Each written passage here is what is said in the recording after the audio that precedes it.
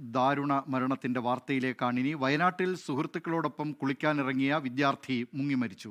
മുട്ടിൽ WMO സ്കൂളിലെ 9ാം class വിദ്യാർത്ഥി അലനാണ് മരിച്ചത്. വിവരങ്ങളുമായി വയനാട്ടിൽ നിന്ന് കാളിദാസൻ ദേവദത്തം ചേരുന്നു.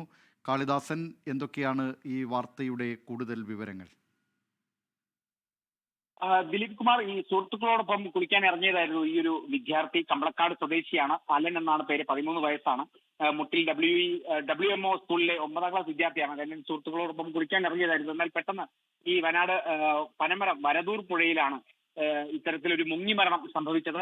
ഇത്തരത്തിൽ സുഹൃത്തുക്കളോടൊപ്പം കുളിക്കാൻ ഇറങ്ങി, എന്നാൽ പെട്ടെന്ന് ഒരു ചുഴിയിൽ പെടുകയായിരുന്നു എന്നുള്ളതാണ് നമുക്ക് ലഭിച്ചിരുന്ന വിവരം. രക്ഷിക്കാനായില്ല എന്നുള്ളതും കൂടിയുണ്ട്. ഏറെ സങ്കടകരമായ ഒരു വാർത്തയാണ്.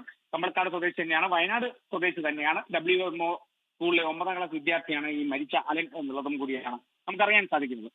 ദിലീപ് കുമാർ, വയനാട്ടിലെ വരദൂർ പുഴയിൽ സുഹൃത്തുക്കളോടൊപ്പം കുളിക്കാനിറങ്ങിയ 9ാം ക്ലാസ് വിദ്യാർത്ഥി മുങ്ങി മരിച്ചു. വിവരങ്ങൾ നൽകിയത് വയനാട്ടിൽ നിന്ന് കാളിദാസൻ ദേവദത്തം.